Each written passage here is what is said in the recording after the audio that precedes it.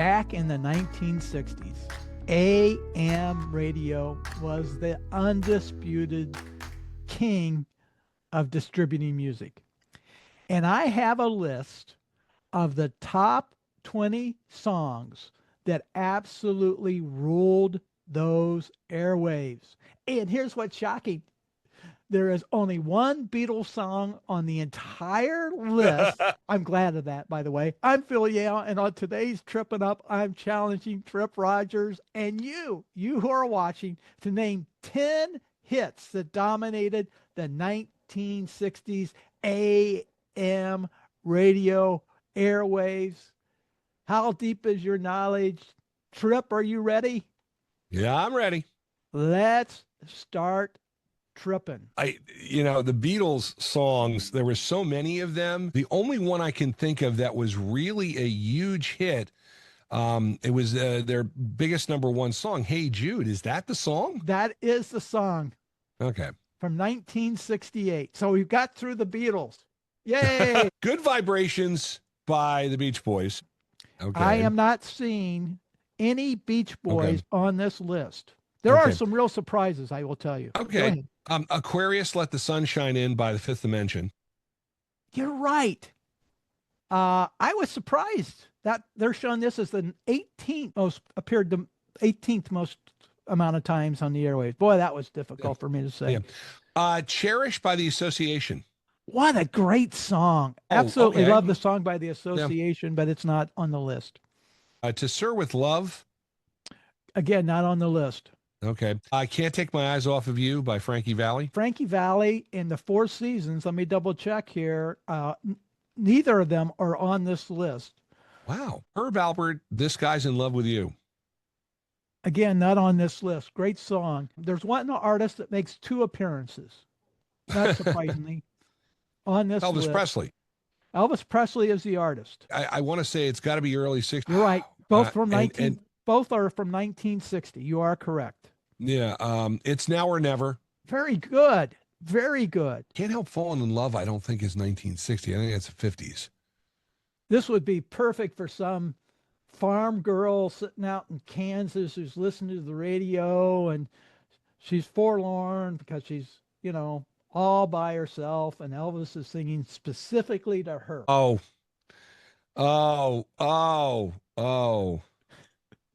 3, 2, 1. Are you lonesome tonight? Are you lonesome tonight? Let me ask you this question. How many British invasion acts are on there? Very good, Trip. I take it back. I made a mistake. There is one more Beatles song on here. I stand corrected. I want to hold your hand. Bada bing. How did I miss that? That's because I deny that the Beatles were that good.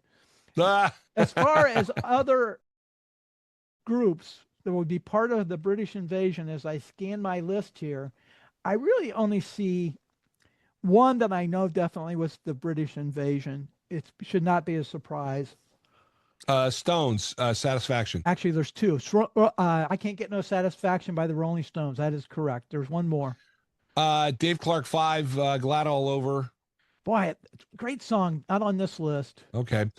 Dave Clark 5? Nope. Okay, Herman's Hermits. Nope. 1964. Dusty Springfield. It was a cover of a song that had been around for a long, long time. About a place of ill repute. Well, the House of the Rising Sun. House of the Rising Sun by the Animals. Yeah, okay. 1964. Yeah, you're right. Let's do a real quick check here. We do have Hey Jude. We have I Can't Get No Satisfaction. That was indeed by the Rolling Stones. And yes, they are part of the British invasion, Phil. You should have known that. What an idiot. It's Now or Never. I Want to Hold Your Hand.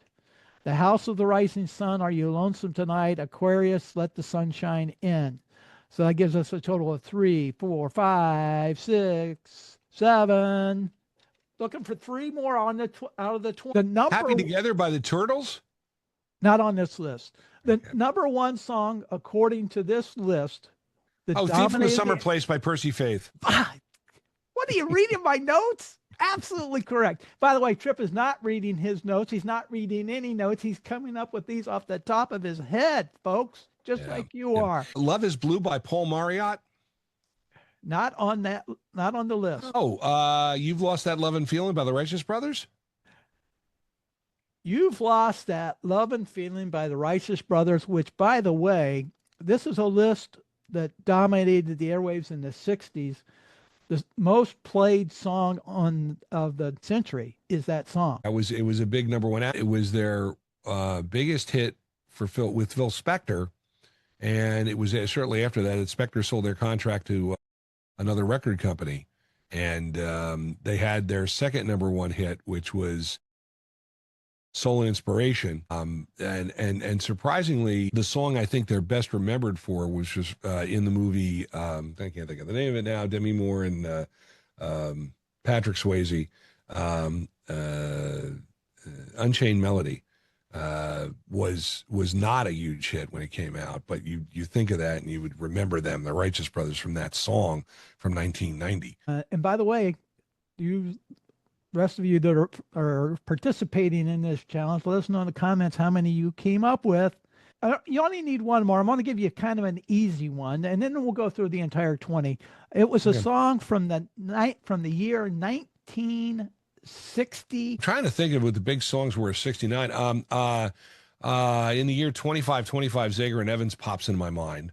Yeah, not on this list. Not on the list. Give me the artist. As soon as I give you the artist, you've got it. The name of the artist is the Archies. Oh, Sugar. Sugar. Sugar. Okay. Sugar. That was easy. Oh, can a theme song of a cartoon warrant being number one on the charts? That's a question. All right. Post show for comments on that. Post show. Go. Let me go through the entire list, and we'll get into the post show.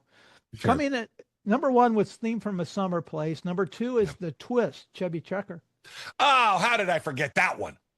Here's one I wouldn't have got, Tossin and Turnin. Do you know the name of the artist? Bobby Lewis, and that was done in 1964. They're showing 61. I say you're right, 61. Yeah. I Heard It Through the Grapevine, Marvin Gaye. Came in at number 5 on this list. That was released in 68. Another song that was released in 68. MacArthur Park? This is by an artist that unfortunately did not survive a plane crash. Got me. Otis Redding, On the Dock of the Bay. Oh, that was posthumous. Yes. A one from 1961. It probably shows up in every 60s, early 60s best of Peppermint the Twist. Kind of close. A totally different song, but had a common word in its title by Bon Jovi. Oh, Runaway. Runaway by Del Shannon. Del Shannon, 1961. Of course, the ultimate Carole King and Jerry Goffin song. The Locomotion. Another one. Will You Still Love Me Tomorrow? Yeah, Will You Love Me Tomorrow by the Shirelles. One by the group The Temptations. Oh, My Girl. My Girl, number 17. Number 18 was Aquarius, Let the Sunshine In. Number 19 is by an artist known for his nerdy look. Buddy Holly? Kind of like Buddy Holly. No, not Buddy Holly. Boy. Influence, huge influence on Springsteen, huge influence on the Beatles. Oh, Bob Dylan. Keep going. Really, like a Rolling Stone. Had the glasses. Had glasses, the artist. Glasses. This was also a movie that had Julia Roberts in it. Oh, Pretty Woman. It's Roy Orbison. Roy Orbison from 1964. Now, this is the one that really surprised me. Trip was from 1967. Number 20 on the list. It had to do with it had a reference to a color. Not Mellow Yellow by Donovan. No, good guess. Good guess. Red Rubber Ball by The Circle. The opposite of black is what? White. Oh, okay. White Room by Cream. No, good guess. God, you're good. Whiter Shade of Pale by Procol Harum. That is it. Wow.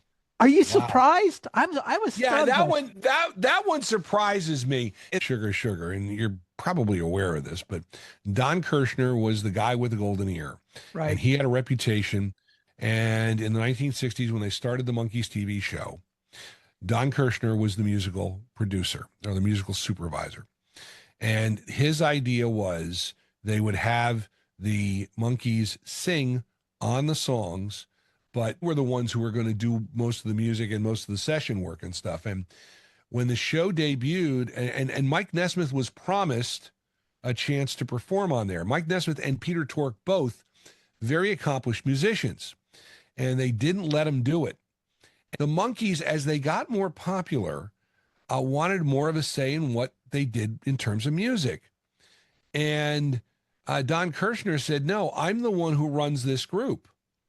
And they released the More of the Monkees album without their knowledge. So it led to a fiery meeting. Mike Nesmith punched the wall in the hotel, and he punched it. And he said, that could have been your head. So that was kind of that was one of the breaking points. The Monkees producers fired Don Kirshner.